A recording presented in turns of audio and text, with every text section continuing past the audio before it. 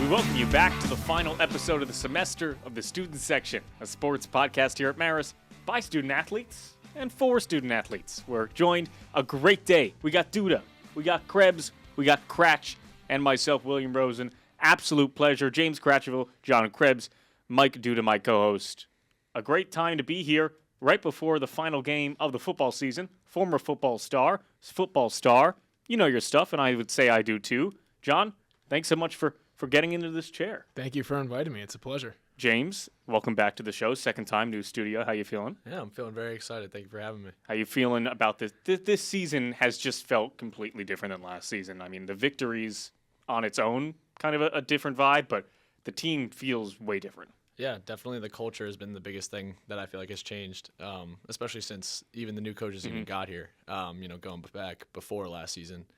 But, yeah, the wins have been great. The vibe is high, and even though we're under 500 right now, we still have our goals in mind of going 500 and just winning every game, winning the game on our schedule, as we like to say it. And, the game on our schedule is Presby this week, so that's what we're going to try to do, go out and win. You're going to be traveling down there, Mike? That I will be. Should be a fun time. Excited to be with you guys. It's very exciting. You're going to be on the call. I will be. Awesome. John, you've seen the team kind of progress over your time here from a different coach, even last year, different coaching staff into this year.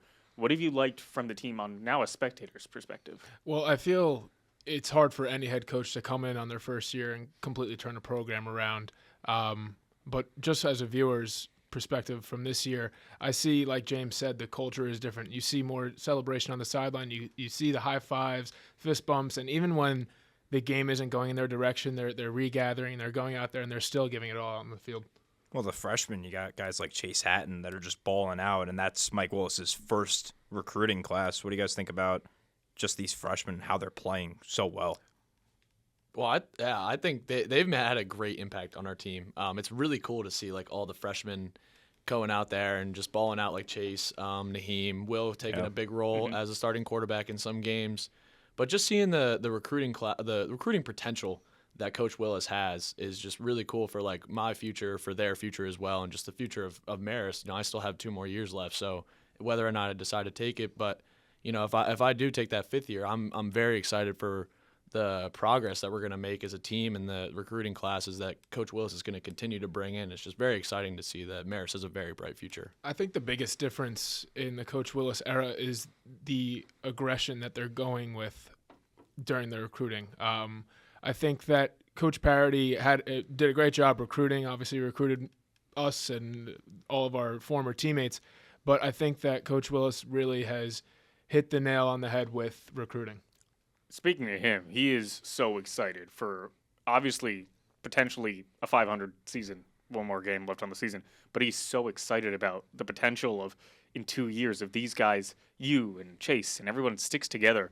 On the offensive side, too, there's just so much potential that this team has never seen. I'm going to say it, like, has never seen in the PFL, certainly when they were in the MAAC days, because, they actually played in the MAAC. This has the potential to become a complete rebuild, and not that many years, because the recruiting class of this year, next year, and the year after that, you're still here. You still have a lot of guys that are on the team.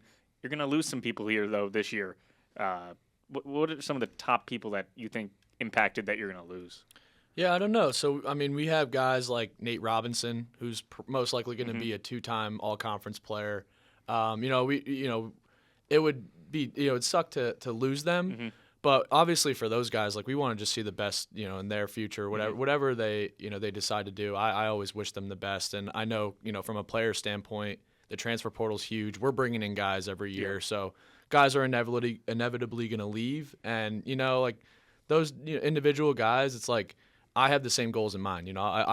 Growing up, I wanted to go FBS and play at Michigan and Ohio State, all these big schools, and obviously it didn't work out that way, but we're all just here to play football. We're all here to have fun and just fulfill our own goals first, as though we are part of the team. But whichever way they decide to go is I wish them all the best for whoever decides to leave. Well, you talked about Michigan, if I'm not mistaken, on your account for class. I want to say, forget who, your Tuesday night class. Explain that. It's Michigan, right? It's Michigan? Yeah, so it's actually pretty cool. It's the class is sports digital media, so we basically, and John's actually in the class too, we basically run an Instagram account as if we were that team. So I run my account's called Go Blue Parody, and we have to put the parody because we take different content from other accounts because I'm not just creating raw content. I have the pictures on hand from the games, but it's really cool because I get to, make my own posts and, use Canva, Photoshop, stuff like that to be as if I was like the Michigan football team, which is really cool. And I know you're part of that. I went with the Baltimore Ravens, so a rough start to the season, but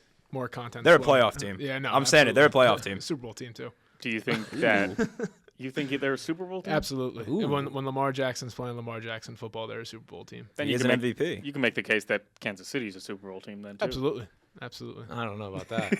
But speaking of championship teams, I think Michigan's going to get up there. They got, especially their future too. We're talking about the future of Marist, future of Bryce Underwood and Andrew Marsh. I don't know if you guys watch the games, but they're going to be a good team. Some new coaching news. Just a few hours, maybe an hour plus, right before we started filming. Mr. Franklin is heading to Virginia Tech. Yeah, big news. When you see a coach that just changes, that's a huge change. Oh yeah, in the span of 2 months. What do you think that means for a guy like that?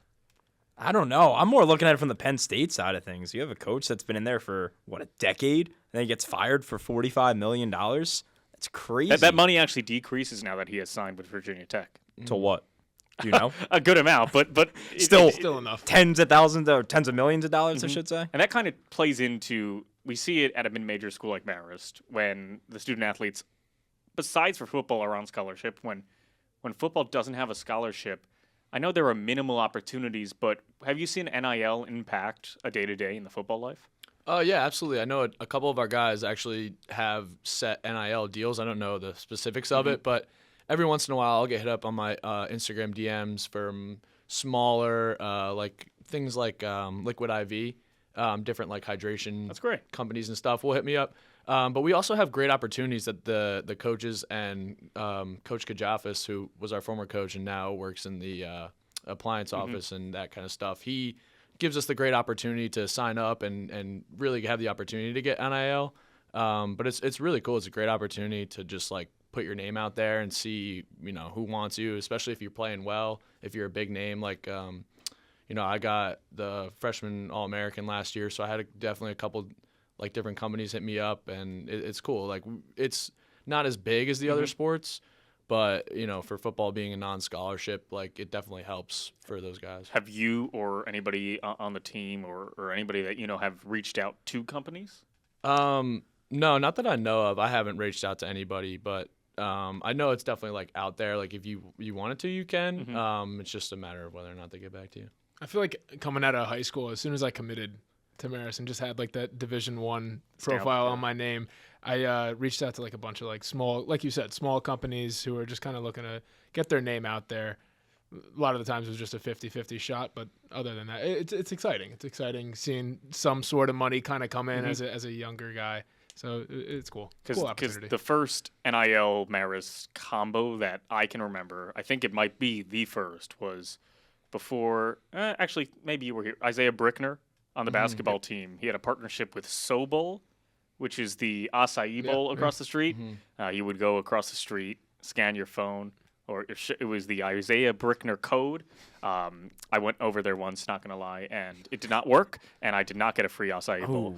But that was the first kind of local spot, because that was before you could get an agent. He had to deal with them directly. There were so many legal ramifications, and that is kind of ballooned. We see it every day at Marist, but we see it at bigger schools. Yeah. It is so day by day on the policies. Well, where's Bunsen T-Lab with the Red Fox report code? James, I know you're in it. John, I don't know if you're in it yet. No. You can always join. RFR. Yeah. Where is that? We're sponsored. Maybe we need a sponsorship on the next semester of the student section. I know our executive producer, Gary Sussman, is rooting for that. He has some connections in the Mid-Hudson. He'll get that on tap. But you say join the Red Fox report. Both of you guys, within the last 2 years, got really involved in sports communications. John, you were my cameraman at the game the other day. We're in classes together. You're doing Riv's class, right? We're going to be in producer Mr. Dr. Sussman's class next semester. What have you liked so far from the sports class and media side here at Marist? I think I just love the broadness of it and the different routes that you could take, the different classes where you're experiencing new opportunities. Like we just said, we're doing a social media account. We're running an Instagram. Where last year I was signing up to work a camera at a men's basketball game. It just the opportunities with the sports comm here are unbelievable. You were working cameras during soccer season. How did you like that? Yeah, that's like one of the coolest things that I've done. And I know that's a thing that here at Marist is not a thing at most other schools, where we have such a unique opportunity, like Ribs coming in, sharing his knowledge on ESPN, and then I get to go out and for the class and, for like grade on the class is to do the camera for a game. Like, it's definitely something that's really cool, and it's so unique to Marist, I guess, for, it's not like it's something that a lot of other schools get to do. And even just like people here at Marist, like, sports comments like specific, and you get to sign up for it and do it, as many times as you want. And I did it 4 times for the class, but now I'm going to go and continue to do it, continue working at the Red Fox Report, maybe try to get on camera at some point. But let's do it. It's a really cool opportunity that I love to. That's one of the reasons why I love, being here at Marist. John, I was going to say that's another thing. The professors that they bring in to teach the students all have incredible knowledge. It's all a great experience. Shout out Suss. The thing is also you're playing at such a high level. You have such a rigorous schedule, because you do, but you still take the time in the off season to do the work, because you probably find it fun, and B, is this something that you want to pursue? Yeah, I mean, obviously, like, football is not going to last forever, so I got to figure out something. And like you were saying, how broad it is, the opportunities that we have to run a social media account, to do the cameras, to creating a rundown and being on camera or something like that. I'm just trying to find my way and navigate to what I actually want to do after football. But it's definitely helped me like cross some things out, but also take a bigger step into something that maybe I do want to do in the future. Maybe next semester we can get a Cratch host here. I would love to do that. Yeah, Ooh, I you can heard be it. the host. Maybe we could do an all-athlete host, and me and you are the on the other side of that. That would be interesting. It would be you, John. You can come back. I can come back. Yeah, John can come back. You, Kira, and Jaden. I think we'll put it in the books. All right. We'll do it. Sounds good. Let's Semester get it 2 going. on the student section, 2026, to be determined. Oh, that just sounds weird. 2026? 2026. It's a new year. New Year's resolutions. Anybody? I don't know. I haven't. Not much. I don't really know. I feel like just to kind of continue. I've since medically retiring from playing football, I've started doing CrossFit. And I think just kind of continuing that. I saw a journey picture for on me. your Instagram. Yeah. Man, this guy's huge. No, I think just kind of continuing that and developing better skills in my CrossFit journey is my New Year's resolution. What is CrossFit? Can you explain that? I know it's like. I don't even think I've heard of it before. What? Really? I haven't. It's like I haven't. It was big a while ago, no, right? It gets a lot of backlash sometimes. I feel it's really just a mix of everything, kind of combining your strength training, cardio, and honestly gymnastics too. I never thought I'd be going upside down on a handstand, but here I am on a Tuesday morning doing handstand walks. So it's really just a mix of everything, kind of built into one training program. And How'd you get into it? No, you go ahead. How'd you get into it? Once I walked away from football, I was kind of continued doing that traditional weight training, but I just needed something different. It also provides a great sense of community as well. Everyone in there is so welcoming. So just walked in there, did my first workout. Everyone was kind of like, "Holy, like look at this guy! He's Former football player. He's strong. He can move weight around." And then at that point, it was just kind of time to tone down because I used to play offensive line. Yeah. So saw an opportunity to lose weight, stay strong. So that's what I did. Is this a local? Is it a gym nearby? Yeah. Or? It's over the bridge. It's in Highland. So Hey, it's, Highland. Okay. It's not too Shout far. out Gene. Not too far. I'll be living in Highland So you'll be living in Yeah, Highland? Yeah. When's that? next semester. Yeah. Nice area. Very nice. Very nice. They have a good sandwich place called On a Roll. Okay. Pass it every day. I haven't stopped by It's yet. good. All right, I'll It's give it good. a shot. You've That's had got to it. be a long commute, no? I mean, it's. It's 9 minutes. Oh, okay, that's not too far. It's not bad. Where have you grew up kind of embracing football, right? When you came to Marist on your first recruiting visit, it was not with this staff. You brought your families here. What was something that was going through your mind between Marist and someplace else? Yeah, so what's interesting about my journey is that I only had one actual offer, which was from Marist. And I actually didn't even take a full out recruiting visit. It was more like a specially set up with Coach Rumsey, who my dad played with. I remember you saying this. Yeah. So it was really like he texted me, "You want to come up for a game?" And I said, "Absolutely, I'd love to." And then he kind of threw me the offer, but it was different from any of the other communication that I had with any other school because I was so close with Coach Rumsey. I had already known him before recruiting even started. So it was really cool to see like him create that personal relationship with me, which was one of the main reasons why I wanted to come to Marist, was because I known a coach. My dad is very familiar with the area. It's not too far from home. And just Marist being the beautiful place that it is, the opportunity that we had. I didn't know at the time that we were going to have like the unique opportunity of like, Riv and this and, doing the cameras and stuff. But I'm glad that it led me to that. And, just Coach Rumsey kind of hinting that this is a place that I could really find like my calling, and then also football at the same time was just like the main driving factor. How'd you find Marist? So I grew up in Suffern, New York, so it's like an hour 15, not even, south of here. So Marist was always on a radar for me going through high school. Honestly, it wasn't until junior year of high school where I realized I wanted to play college football. So that's when the recruiting really took off for me. And like James said, they just did a great job at recruiting me, kind of really showing me that they wanted me here, as opposed to other schools where you'll hear stories where you could be talking to a coach every single day for 3 months and then all of a sudden they block you. And it's just a ghost town from them. So I think that I was also recruited by Coach Rumsey. He did a great job at communicating with me every single day, making sure my interest levels were still high. And then when it came down to it, it was actually between here and Union College up in Schenectady. Hey, my mom went to Union. Yeah? My sister went there. It's a beautiful place, actually. Go Dutchmen. Or they're not the Dutchmen anymore. Garnet Chargers. Garnet Chargers, yeah. But it came down to those two, and like James said, just the opportunities here were unbeatable. You mentioned getting recruited, going to play college football. Let's talk about the video game side of things. You want FCS in college football? I personally do. I was scrolling through. I was like, where's Marist? You guys in favor of that? Getting your names out there as well? Absolutely. I mean, I see that these guys are getting like $500 and a free copy of NCAA when they get in the game. You get stuff too? It's $600 and a free copy of the game. Oh, yeah. Wow. Well, they don't.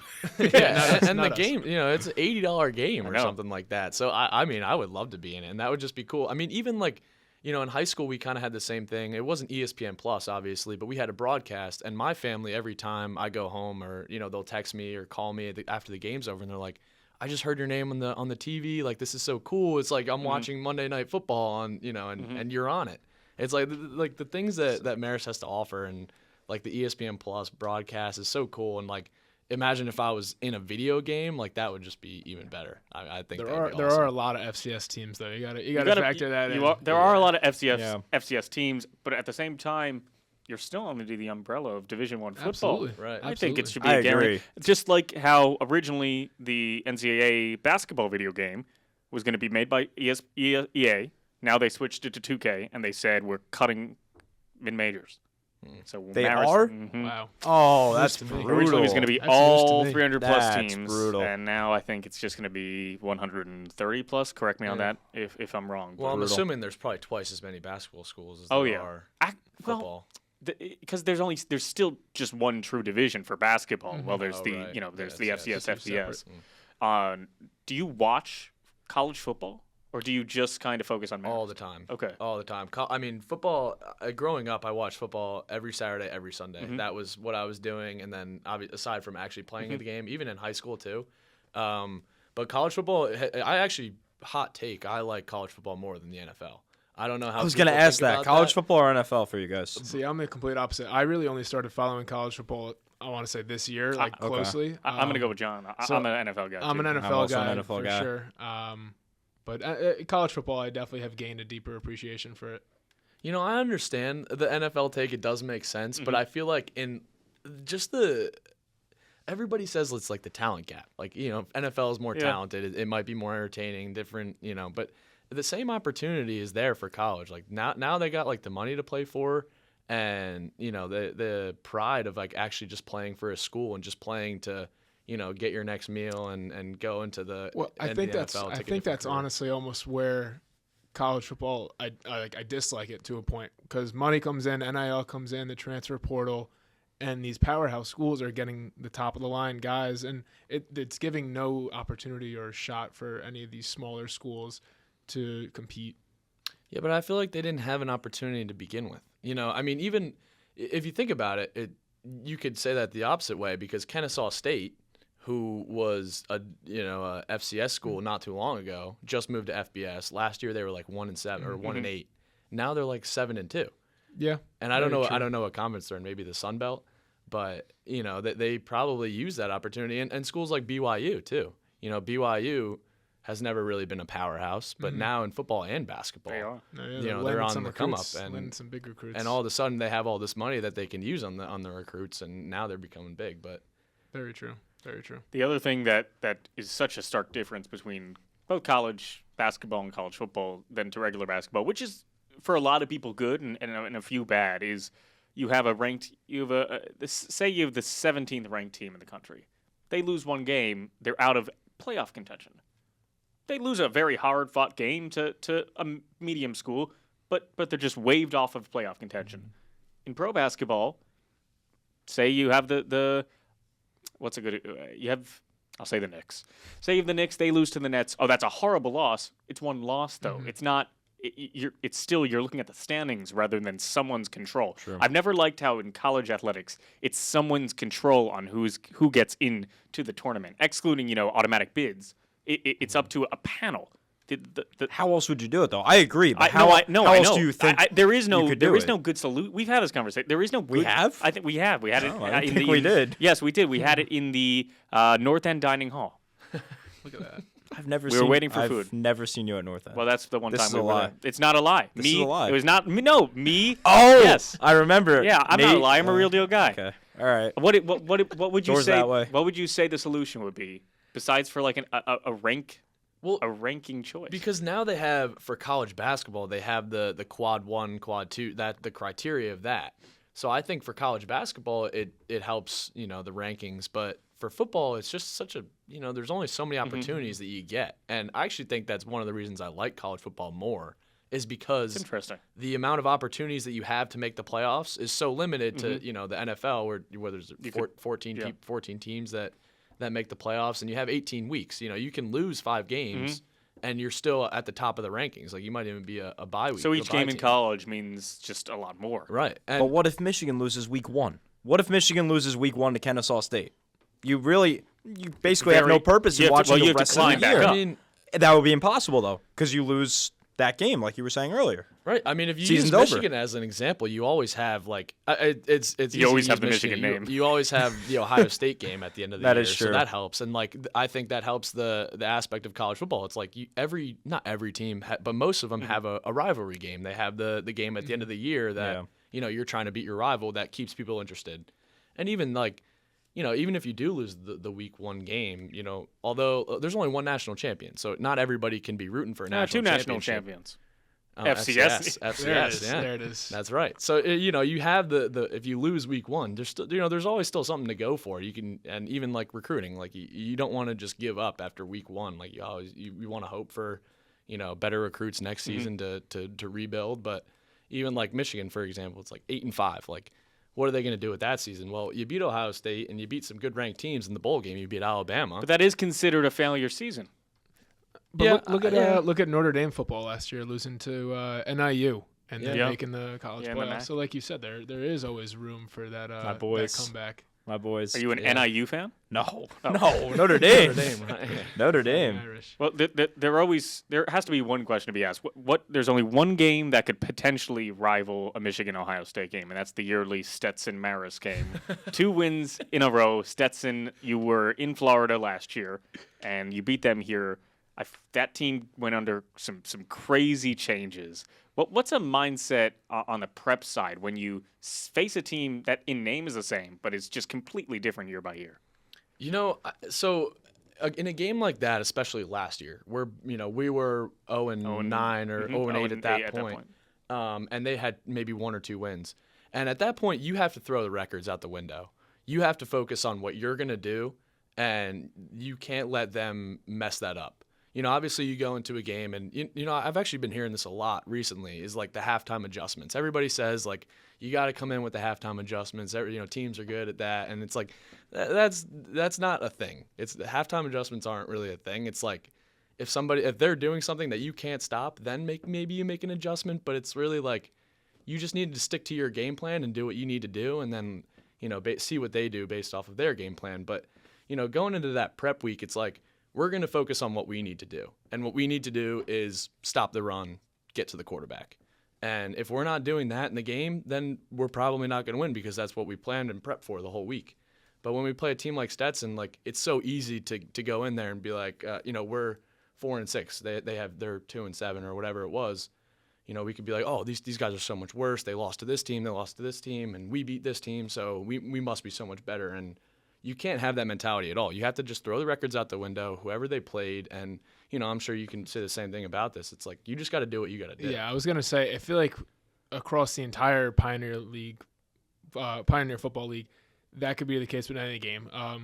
Who beat Davidson?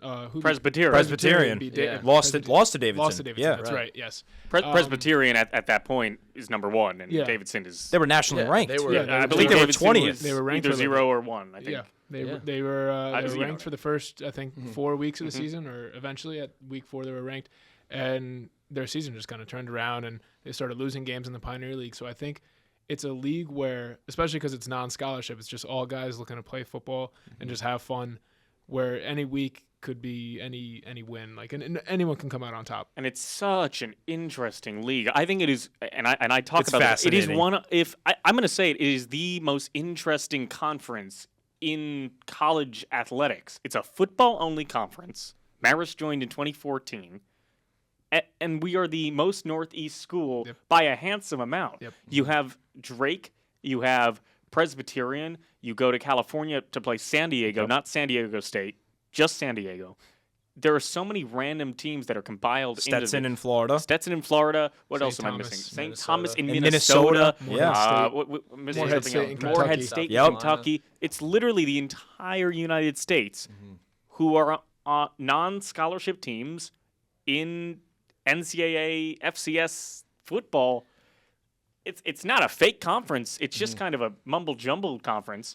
But it stayed kind of competitive just because all these players, I think, want to play. And it's fun to travel, right? Yeah, it is fun, and it's a really cool opportunity to play. Obviously non-scholarship, we would love to be on scholarship, but we're still playing Division I football, and what comes with that is great competition.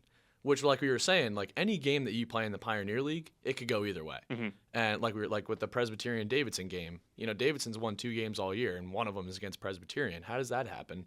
And like you were saying, it's the guys that love college football, they love football in general, and they just want to keep playing. And having that opportunity of, I think the Pioneer League offers is to go, to San Diego, take a trip out to San Diego, and go down to Florida, and it's really cool to like have that bit of randomness, but also it's fun at the same time because you get a different opportunity than maybe just playing Northeast schools and taking a bus everywhere. I was thinking the other day, it must be really fun for you to say that, but do you think players from DeLand, Florida and San Diego say, Marist? I can't wait to go to Poughkeepsie. What is Marist, New York? Like Poughkeepsie in the tri-state, yeah, it's a pretty big place in New York, but I don't think anyone knows what the heck Marist, Poughkeepsie, New York is. Look at the thing on ESPN with the Penn game. What did it say? I forget what it was. It was something like, I can't wait to go watch Marist play Penn. Marist has a football team? Yeah. You remember that? Oh, Coach? yes. Pardon the interruption. That's what it was. Yeah, pardon the interruption. People call this place Marist, New York. I watched them broadcast. They think it's Marist, New York.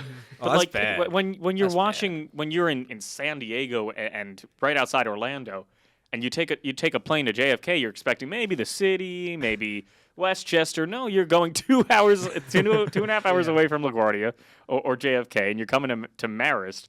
Do you ever talk to when you played and when you play? Do you ever talk to the guys on the opponent on the opposition? I don't know. I feel like there really is never like great timing to talk to them because it's either after a win or a loss, and whoever loses usually doesn't really want to talk about the travels. So I mean, for me, no, never. Yeah, I have never actually like talked to anybody about it, but I do. It's funny that we're talking about it because Marist is such like random area. People get their hypes up. It's like going to Moorhead. I mean, did you travel to Moorhead? No. It's in the middle of nowhere, and it's such an advantage for us because people, they probably get their hopes up. Like when, we were going to San Diego, it's like you get to, you're in a cool area. It's really nice weather. You're playing on grass and it's kept really well. And then all of a sudden San Diego flies out to Marist and it's like, where the heck are we? It's freezing up here. It's a totally different climate and it's harder to breathe up here. And same thing when we go to Florida too. It's like DeLand. Yeah. That area, I'll say, you know what to say. That area is strange. I mean, it was strange land. Yeah, it was an area. I don't know. It's a lot of these PFL schools are Davidson too. We forgot to say David. It's just in kind of besides for San Diego, just like a sub area of a major city. Did you know about the PFL before you came here? I didn't. I never even heard of it. To be completely honest. Did you know about it before you recruited? I mean, not really.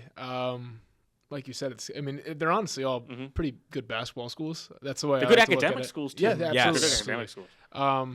But I feel like I was focused more on Patriot League teams or NEC. But even still, those teams, they're not getting the experience that the teams in the Pioneer League are getting because they're taking 4-hour bus trips rather than a 3-hour plane ride and charter right up to the plane. It's a really cool experience. What's your favorite trip that you've gone on? One that I really appreciated was going to Butler, another basketball school. Indiana. Drake too, really good basketball schools and being able to go. They had a really cool stadium as well, and their tunnel where we got into the stadium was right under the basketball court. So just being, and I'm pretty sure that's where the Hoosiers movie was made. Okay. So just the appreciation of it, going into Indiana, they had a pretty big crowd too. It was homecoming, big fan base, big school, and just the appreciation of just going there and knowing that this is a pretty historic building, historic place. Their coach was a legend there. It was really a cool experience. I'm just thinking about this now. Teams have got to hate coming up here. This past weekend, Davidson probably was not looking forward to playing right next to the Hudson River with the win. Yeah. That was they asked for space heaters. They asked if we could rent them space heaters. I was so curious about that because I was walking on there. It was very cold. It was freezing. It felt like 35 degrees out. And I was so curious to see if you guys can deal with it because you practice in it all the time.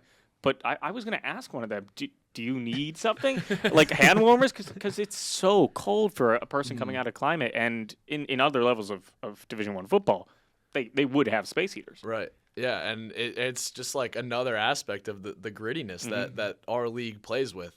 Non-scholarships, we don't get, Marist is probably one of the only teams that charters. Yeah, you charter every flight. You go bus right onto the tarmac. You'll see that.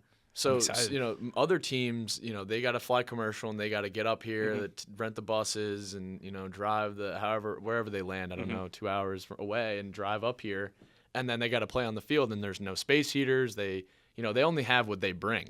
So it's really just it's cool to see the grittiness that every single team and every player has. And although at the same time, you still have the good competition, Drake every year has been very competitive. Marist on the come up, on the rise. San Diego has been dominant. Even St. Thomas. St. Thomas is a really good place. Was a D3 school for a long time, and then I think it's 4 years ago now, and they've won. Their record is insane. They probably lost 5 total games. I think this is their first year that they're eligible for the FCS for the playoffs. Yeah. So St. Thomas has had quite a revelation in athletics. They just made a major renovation of their basketball stadium too. It's really nice up there. And a hockey rink. I don't know if it's the same, but it's the same one, which checks out because it's Midwest hockey. But that arena is unreal. Their basketball team is very good too. They're taking a huge step. Yeah, another team in the Pioneer League doing well in the basketball court. Yeah. Planes or bus for both of you? I hate flying on the plane. That's just really. It's not has nothing even to do though with, it's fully chartered. It's just you don't like guys? the Allegiant Air? No, no. I ever since I was a little kid, I don't like taking planes. I get not claustrophobic, but I don't like that I can't do anything. Where I can't, it's weird for me. If I stand up, I feel weird. But on a bus, it's a little more normal. We're on the ground, and I although the planes is nice because it's 2 hours most of the time, and the furthest we've gone this year was St. Thomas, which is about 3 hours or something like that, and the bus to Penn was 4. So it's great because the efficiency of it. But the comfortability, I would just rather take a bus. No, I'm really not. I'm in the same boat. I hate flying. I've always hated flying. Boats weren't in the question. No, never got the opportunity to hop on a boat. But Never like No flying. no cruises ever. Nope. I've never gone on a cruise. Those are even worse. Boats are so Have much you been on a worse. cruise? I have Coach? zero No, I desire would to ever never- go on a yeah. cruise. No one here has been on a cruise. Just stay in a hotel at that They're point. Thank you. fun. Why would they're you want to be in a fun. hotel but not be on land? It's fun. You could sink. Yeah. There's always a risk. There's a risk to There's a risk everything. with everything. There's always a risk. There's always a risk. Yeah. Bus or plane? Or car or plane? Plane, Okay. easily, no question. What if it's the same distance? Would you Ooh. rather take a plane? Well, like if it's the same distance, definitely a plane because I get there quick. I No, don't no, know. I meant if it's Oh, the same length? Yeah. Ooh. Like, Would you would rather take a 4-hour 3-hour plane ride? If or a it's 4-hour bus commercial, ride? if it's commercial, I'm taking a car or a bus. But if it's chartered, we'll see. I gotta say, this is a very weird one. Not necessarily that I like flying better. I love the travel day that ensues when you fly. I love the airport process. I love getting there a little early. Maybe you go to a lounge. Maybe you get some lunch. Oh, you also have some perks. No, but I like going to the lounge. I like going to eat a burger. I like sitting in the airport, seeing wacky people, and then you get on a plane if you're going to Florida, if you're going somewhere quick. I don't necessarily like a long flight, but I like flying. I like the whole flying procedure. It's rather better than just getting on a bus and getting off the bus. I like make a whole day out of it. The only time I like a flying procedure is when my flight is the first thing in the morning. Because I'm up Yeah. early, I land, and then I have the entire day for wherever I am to do whatever I need to do. But I hate the process of going to the airport midday, sitting there, like you said, sitting in the lounge. Nope, not for me. Ooh. Just- Mike, you're lucky. I actually did when we went to this is the first show we have had since Xavier, right? Yes, it is.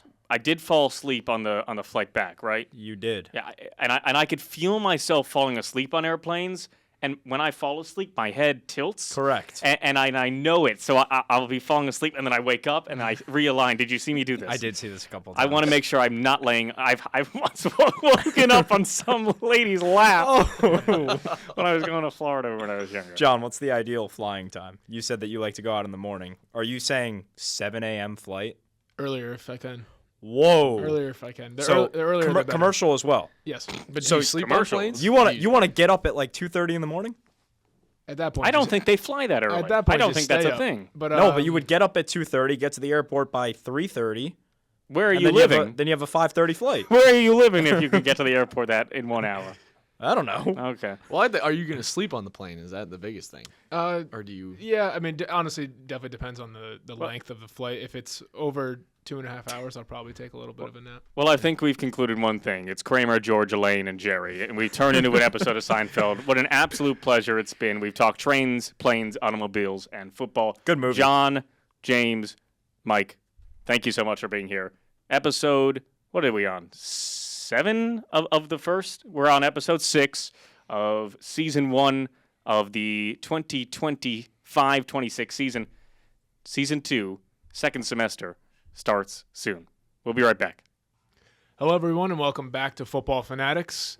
I'm your host, John. I'm here joined by Jack, Luke, and Chris, where we'll typically talk about NFL football, but today we're switching things up, and we're going home base with Marist football. Who wants to kick us off on their thoughts of the Marist football season this year? I can start. I think the team's looked much improved. I'll say, obviously, like purely from a record stand base, we're one game under 500 this season, where we only got one win all of last year, and I think like for any coach, it takes some time to implement the stuff that you want to implement. Willis was brought in for his offensive ideas. He was a tight ends coach to start his career and an offensive coordinator at Princeton. And he was also brought in for his recruiting. And I think I like the tight end we've seen brought in from Princeton, even though that means Jackson Connors McCarthy had to be phased out. There's a lot to like, but yeah, much improved from last year. Going along with that, I think definitely you kind of see the continuity of this team kind of come together a little more. They averaged 22, or the team currently has averaged 22 points this year while giving up only 23. And compared to 24, the offense is only averaging 17 a game while giving up 35 points per game. So kind of both sides of the ball, I think, have greatly improved since last year. And obviously that's led to the better record here so far. Well, I think the biggest thing everything kind of boils down to the culture built around the team. Like you said, it's very hard for a coach to come in for their first year and kind of have that group and flip the script for any program. But I think that's one thing that you've seen from the 2024 season to the 2025 season, that this group is all bought in, and their culture is super high right now, and they're looking to finish 500 this season. And sure, that may not sound that good, a 500 record, but when you compare it to a 1-10 season, it's a huge difference, and it's only a stepping stone for the team's future. They were as bad as could be last year, so I mean, any improvement would be, significant. I think last year was a experiment. His first year in charge. I don't think they were expecting perfect, but they built on the culture. They brought in guys and kept guys that fit this team and can keep playing for a few more years, hopefully. And hopefully they only go up from there. If they can finish 500, that's a big step forward.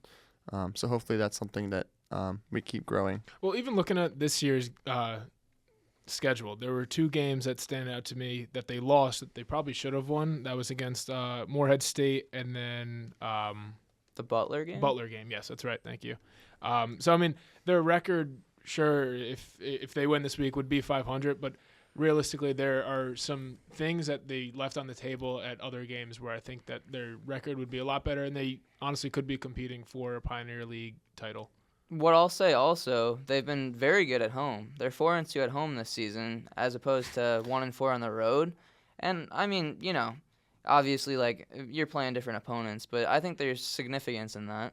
Last year they didn't win a single game at home, so yeah, the only game they won was at it was a sad game. You want your home stadium to feel like something big that teams don't want to come to. Last year it seemed like it was just easy and lackadaisical, but this year they've established their home turf. It's good for the culture. They won on family weekends, some significant weeks. Yeah, I think going along with that too. So they scored, I believe this was home against Canisius, I believe. So the Red Foxes, 38 points in the first half for the program's most and a half since scoring 38 in the first half against Canisius in 1998. So, that was when they're still in the MAAC. That was this was before Pioneer. That is true. Play. But they've completely evolved from when they first joined the MAAC, and 4 years ago, I believe, or no, that was St. Thomas. But ever since they joined the Pioneer League, I think that the competition that they're playing against has only gotten better. Yeah. Correction, the 38 points in the first half was against Stetson, and then it was since Canisius. That was the correction. But also, too, like their tight end, I know we talked about it, Connor Holstein, he ranks first in receiving yards, 486, second in receptions, and tied for second in receiving touchdowns. So he's had a really productive year this year as well. One of Sonny Menino's top targets. I really like him. And I will say it's a shame that Jackson Connors McCarthy had to be phased out of the offense in the way that he was, and ended up retiring from his football career. I don't really know the full behind the scenes there, but that was one of the things I could nitpick with this Willis regime so far. I just think, like, last year, he was the bright spot of this 1-10 team. Like, Jackson Connors McCarthy was the shining star of the team, and he was completely phased out this year, and it felt like a waste to me. I wouldn't call it a waste necessarily. I just think that, I mean, his role in the offense definitely decreased slightly, but I think that they saw an opportunity with Connor, the new tight end, and they ran with that. And also, Jackson Connors McCarthy was playing receiver, so I think that whole idea of a position change probably could have thrown him off. A completely different ball game. Yeah, you don't really know what was going on there. And Connor has come in and looked very good. So you understand from a coaching perspective why it was done. It was one of his guys from Princeton, Holstein. Probably a scheme fit there as well. Yeah. But I saw a good player last year in Connors McCarthy, and it's a shame to me that he's no longer a part of the team. Yeah, absolutely. I mean, another thing that I want to kind of hone in on with the 2025 team is the leadership and captain changes that Coach Willis has made. Guys have stepped up to the plate like never other. Nate Robinson, a sophomore, was a captain this year, which honestly I think is a huge win for them if he doesn't hit the portal, if he doesn't leave, and he sticks out all 4 years here. You'll have, by his senior year, probably a 3-year captain and leading that team, and that's an amazing phenomenal player. He's outstanding for that defense. Yeah, he's a ball hawk. Yeah, he has 60 tackles, 3 picks, 11 pass breakups. He's done well so far for sure. Absolutely. And then there's other guys like Sonny Menino who step up. He wasn't even the starting quarterback last year, thrown in week 3 against Bucknell, I believe, and kind of just takes off from there, really just improving week by week, and you see his numbers jump this season as well. I love the way they've utilized him in the run game. Yeah, he's such a freak athletically. You know, he's kind of like a Pioneer League Josh Allen. You know, he's got the same kind of athleticism. So it's good to see him used offensively. He's a dual threat. He had pretty much the same amount of rushing yards as our number 1 running back. So, and he's still getting yards done through the passing game to Connor Holstein, a few other wide receivers that we have. I think he had a really good year. Great game against Davidson this last week too. Yeah, 300 passing yards, 60 rushing yards. Yeah, no, he's definitely not afraid to put a shoulder down when he's toting the rock. He's limiting the turnovers too, because compared to last year, he had 6 interceptions. And 14 touchdowns, and then so far he has 11 touchdowns and 3 interceptions. Yeah, he's cut in half. I think if you go through and you break down from every single position, every single spot on the field has only increased. I was an offensive lineman when I played, and just watching them succeed it's been awesome, and a lot of my friends are still on the team, obviously. Mm-hmm. So it's just watching everyone kind of move together and click offensively and defensively has been great. And it's more than just the team. It goes back to the whole campus. You know, football is probably the biggest sport at most college campuses. So when your football team's winning, the student environment goes up. Everything, people are more happy walking around campus. Going to games, we're actually winning home games. People want to actually go this year. So it just brings a good atmosphere, maybe revenue to the team. Yeah, that Marist versus New Haven game, the crowd was 3,955 people, and it was the 7th largest in the history of Tennessee Stadium. Yeah. So. I think that with each year that the program itself and then also the capacity at games is only going to increase. I'm curious to see where you guys think that this team will go next season. I think hopefully they should build off this. I mean, I wouldn't be surprised to see them at least get back to 500 and hopefully, compete in the Pioneer League here. It depends on transfers, obviously. You mentioned Nate Robinson. If we can retain guys like him and Sonny Menino, I'll really like our chances. But, the goal is compete in the Pioneer League. I think if our retention can stay the same, we can contend in the Pioneer League. If we can maybe up the recruitment from last year, players coming to a school like Marist will want to feel more attracted to a school like this. So I think we could definitely keep up where we're going. Hopefully Mike Willis keeps the job and improves on what he's done. And I think we can go maybe above 500 next year. I think that's something that Coach Willis exceeds expectations with is recruiting and keeping his core players on the team. He has, just because I've seen from the previous coaching staff, he really hones in on these players and he drives the recruits and he just really sells Marist. I think it's also interesting because, like I said previously, is that the offense and the defense have both improved significantly, and I mean I think it's also just going to come down to seeing this offense kind of develop. The secondaries play well, see them develop, and then it's also because their offense, what I notice a lot is they play a lot of shotgun offense, they're not under center that much. So I'm wondering if maybe they're going to utilize a little more under center and stuff like that. But again, it all just kind of comes back to the. I feel like that has to do a lot with the personnel that they have currently. You run shotgun when you don't have the bodies to get big, right? I think. But, you mentioned recruiting.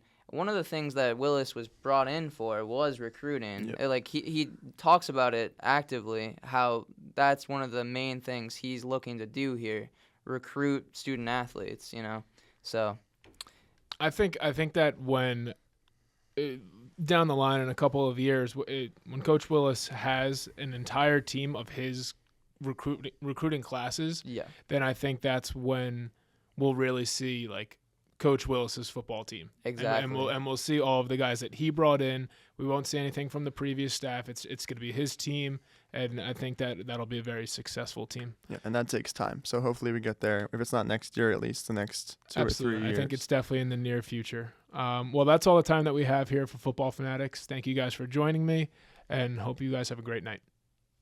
Welcome to the Football Fanatics. I'm Jonathan Chernin, joined by Matt, Ryan, and Robert. We have a great show for you today as we discuss Marist football and assess Mike Willis's second season as head coach, as well as what this season has meant to the program as a whole.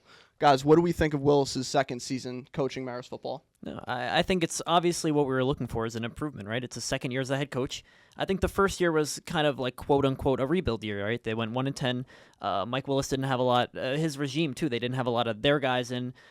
The players that were here had to get used to a whole new system, not even on the field, but off the field, right? Practices, all that kind of stuff. So it was just kind of like a rebuild year. And what I think you wanted to see this year wasn't necessarily competing for the Pioneer League championship. I think it was more improvement. And I think we've definitely seen that. They're sitting at 5-6 right now, which is a huge jump. So I really like where they're at so far. I mean, yeah, I think it's a marked improvement that you kind of expect to see, but you also need to see. Mm-hmm. Yeah, I mean, we saw progress, which was good. 1-10 his rookie year. It's tough. I mean, the only way up, or the only way is up. So, Yeah. I mean, 5-6. This is nice. It's nice. Yeah. We're winning football games, and we beat San Diego, 13-point underdogs. A couple weeks ago. And the other thing too is Marist win total this year of 5 is actually the highest since 2021. Mm-hmm. So it's been a while since Marist has been even at this level. Even though they're not going to be a playoff team, they're still at a point where they're seeing so much improvement. And I heard some of the players talk about it the other day.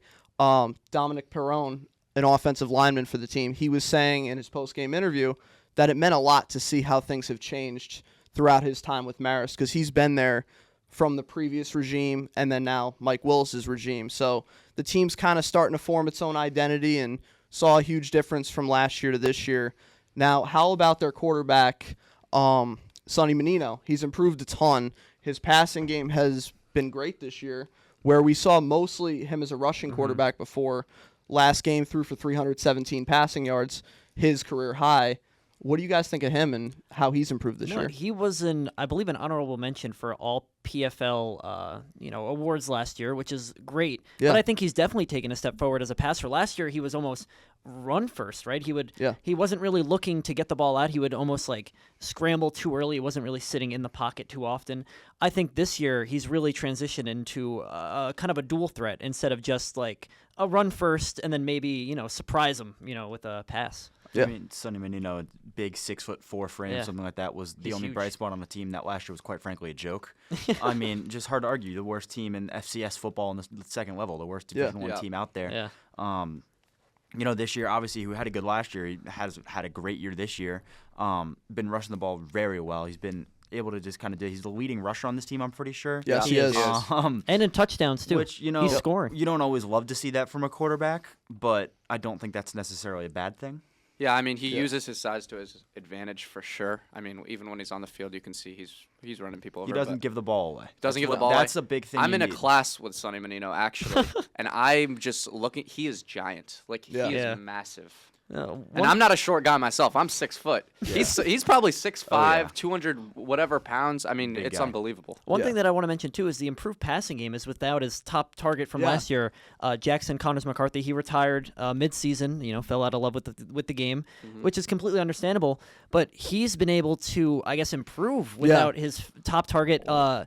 I think that speaks to Willis, though, a little bit, because he's been able to bring in these guys. Reed Chumpert, a grad student, obviously bringing out a lot of experience. Lance Martinez, who he redshirted last year, but he's been great this year. They've combined for a lot. They've combined for nearly 850 yards, a lot of touchdowns, a lot of receptions. And then even you've got the running back Tristan Shannon, who stepped up, who's been a dog this year. The tools around Menino are markedly better this year. Now, what about their tight end, Connor Holstein, who leads the team in receptions with 38 and has 6 touchdowns on the year? Holstein comes from Princeton, which is where Mike Willis coached before. Right. So he obviously knows Willis and knows how Willis coaches. And there's a playbook. Yeah, and Holstein and Menino have had a great connection all year. Yeah. And when I asked Holstein about it, he said that it's just in practice they're in sync.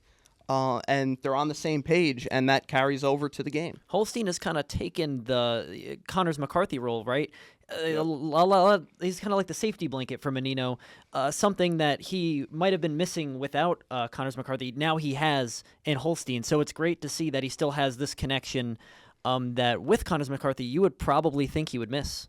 They've connected a lot, most yards I believe on the team, most touchdowns on the team, so it's a great addition.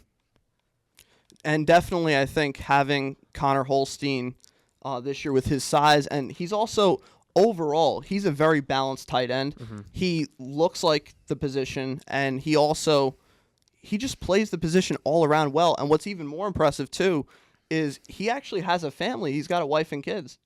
Wow, I actually didn't know that. He's got a wife and a little baby. So, yeah, definitely. Like, he's balancing so much right now. That's pretty impressive. Wow. Yeah, and he's been a big part to this team. Yeah. Now, the other thing that we were talking about earlier is closing out games. What do you guys have on that and how they can improve? It's been tough the last couple of years. We've seen some bad losses at the end of fourth quarters, and clock management is not Marist's strengths. And, I mean, I like to call myself a clock management like god, because I feel like I know every situation what to do.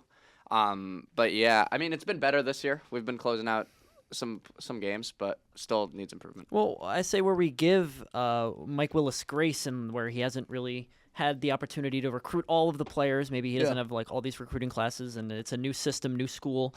But I'd say the one thing that you want to see out of your coach from the get-go is to be able to close out close games late, clock management, like you mentioned. But we just haven't seen that from him.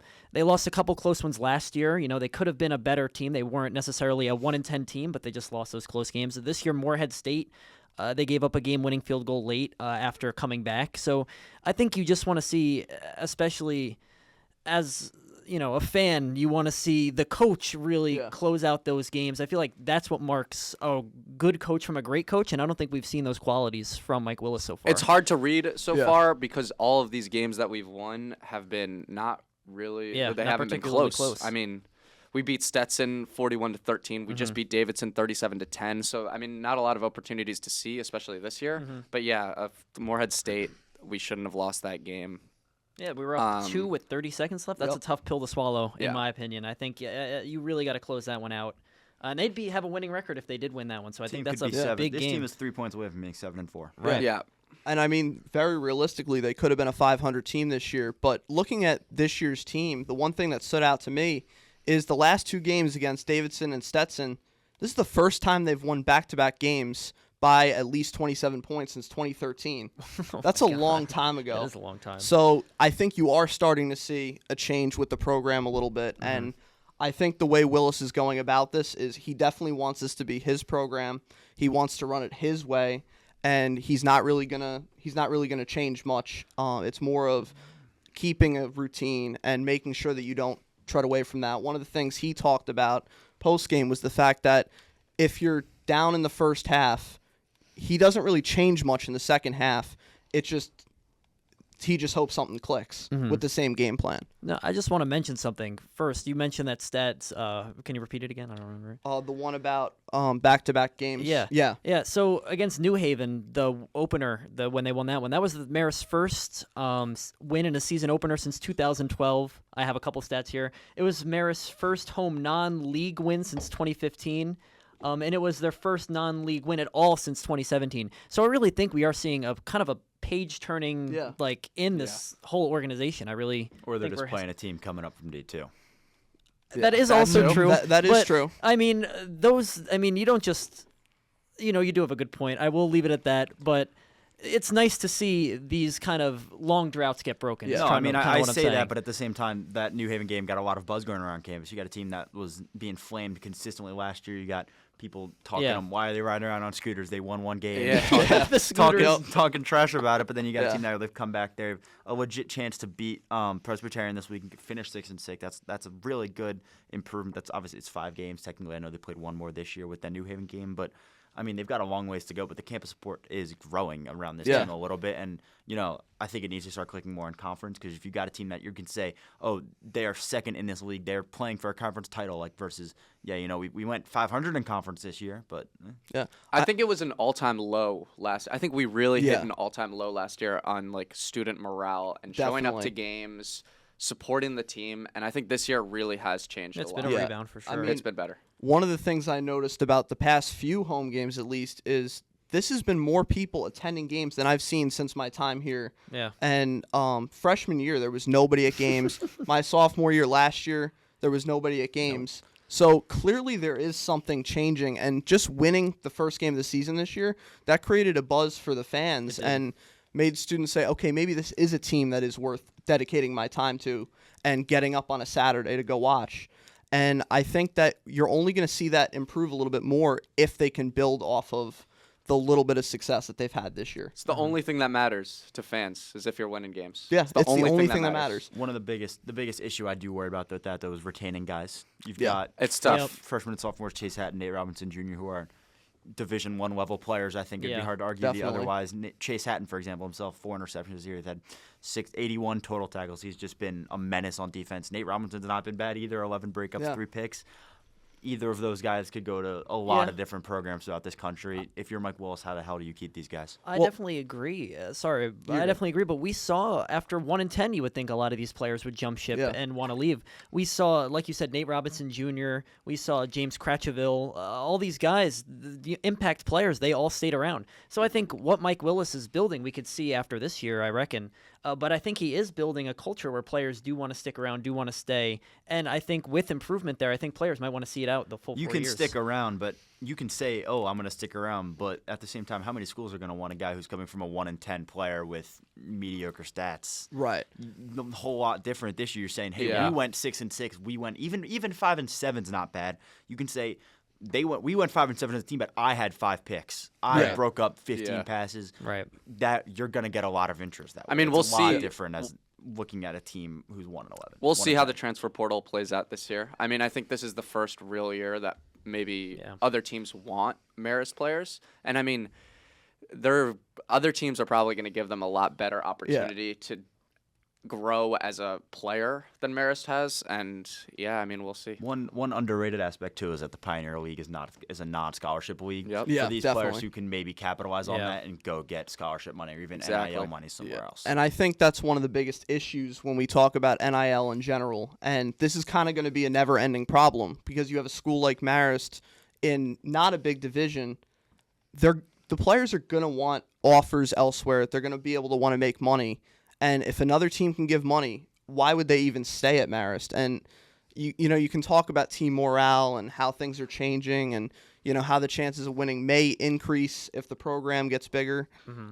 But it's not going to improve the fact that Marist just simply can't offer what those other schools can. They can't compete with the bigger schools. It's the biggest problem in college sports. I mean, we see it predominantly in college basketball, but I mean, this is growing to football too. We saw a bunch of big names transfer in the transfer portal last year. And now with Marist not offering full scholarship, this league not offering full scholarships to, these football athletes, it's tough. How can you blame a football player to leave Marist for more money or for any money at all? Now, the other thing, too, is this is where it becomes Mike Willis's biggest test, right? Yeah. You're going to have players over the years that are going to leave to try to get money from other schools. Now, this is where he has to recruit great players, and he's got to go about recruiting and developing great players for maybe the 1 to 2 years that he's going to have them, because those great players, they're not going to stay here for a long time. And if they're coming over from other schools, he might also only have them for a year. Like Holstein just got here, but he's not. How long is he going to be here for? Yeah, I mean, I think he's a senior, and he's a grad student or something. Yeah, and the clock's ticking when it comes to that. Like, you have a great player, but you don't have him for long. Mm-hmm. So how do you continue to change the culture and improve year after year when you're just not going to get those level of players for a long time that other schools might have? You can go 10-1 one year and go 1-10 the next year. No one cares about that 10-1. You got to keep winning. Yep, it's all about the present, and it's all about the season that's happening now. And that's just the reality of it. And we'll see what happens next year, because this was a big test for Mike Willis, and we've seen a huge improvement from 1-10 to now the team's won 5 games. So that's all the time we have for you today. This has been the Football Fanatics signing off.